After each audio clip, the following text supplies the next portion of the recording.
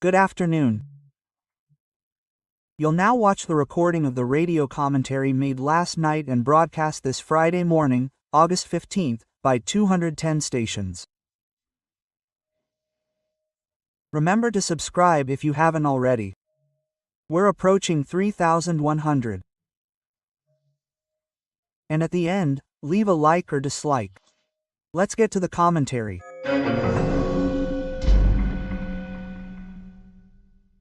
Good morning.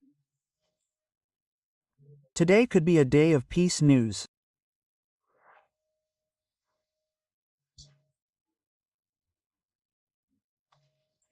Trump is meeting. He's Putin's host in the American state of Alaska, which the Americans bought from the Russians in 1867 for a little over $7 million.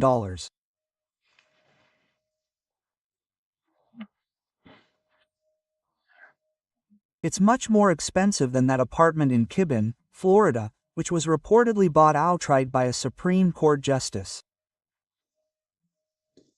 Well, the big expectation is to get Putin to bring about peace in Ukraine. He's already spoken with Zelensky, he's spoken with Putin several times, and he's achieved peace after 30 years of war between Azerbaijan and Armenia. There's a Trump road to peace and prosperity there, honoring him for achieving it. You mentioned peace between Pakistan and India, Cambodia and Thailand, right? The people in Azerbaijan and Armenia, former Soviet republics, are going to submit a request, a suggestion, to the Nobel Peace Prize Committee, to Trump, right?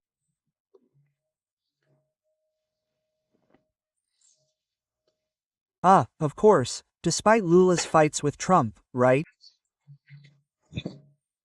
But it's a tough fight. I'm not going to kneel, I'm going to play a trick. This is, right, a bit of a thing.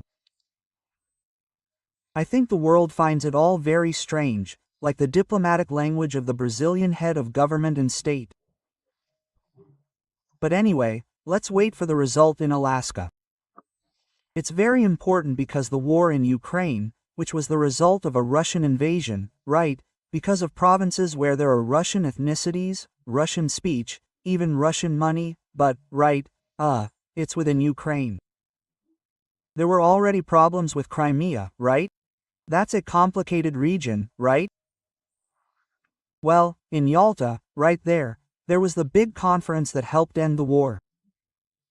Stalin, Roosevelt, Churchill, right? Well, but getting back to this issue of Trump and Brazil, Trump is complaining, firstly, about the persecution of Bolsonaro, right? And another, he says that Brazil has always levied too much tax against the United States. Lula has already said no, that Trump is lying and all that. So, we're dealing with this story, but I wanted to talk to you about another issue too, because you saw there, right, this guy in Minas Gerais who killed a garbage man, right, because the garbage truck was blocking his way.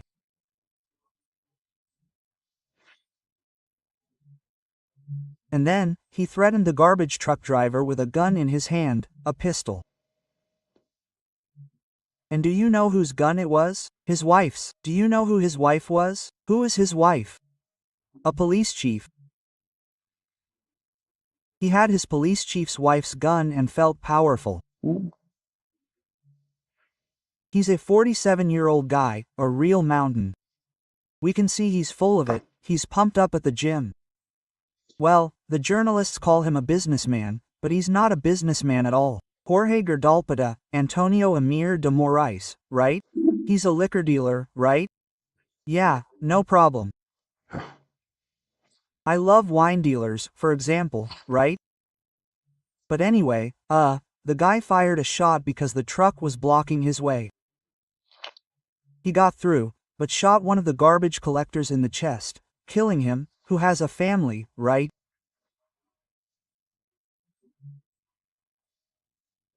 And yesterday was the hearing, another hearing with him, and his pre-trial detention was confirmed because he has a history of assault, a police record from Sao Paulo. Wow, I keep thinking, how could a guy like that not, he certainly didn't have a gun permit. The Internal Affairs Department is even investigating the actions of his wife, who already claimed she knew nothing. She certainly claimed he took the gun without her knowing about these stories, right? Yeah, it's horrible when we see a case like this.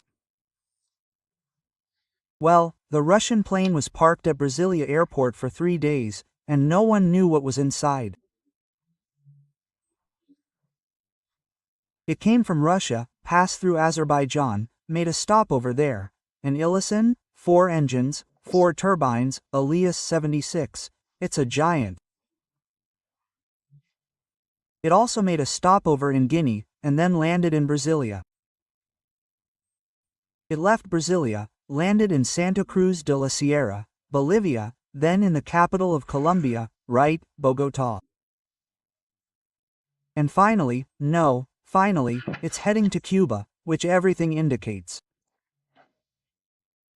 Caracas, this plane isn't from the Russian Air Force, it belongs to an air transport company called Avia, right? And it seems it's going to the band. It's sanctioned by the American government because it transports weapons to dictatorship. And it stopped at Brasilia airport 3 times in its ANAC registration, right? Well, according to Erden, it has no cargo registration, right? It would be diplomatic, therefore, a diplomatic passage through here, therefore, exempt from inspection. Then we remember that at the beginning of the Lula administration, 2 warships sanctioned by the Americans as terrorists mysteriously remained in Rio de Janeiro, anchored there and then left. Mysteries that are covered up there by the secrecy of the Lula administration. From Brasilia,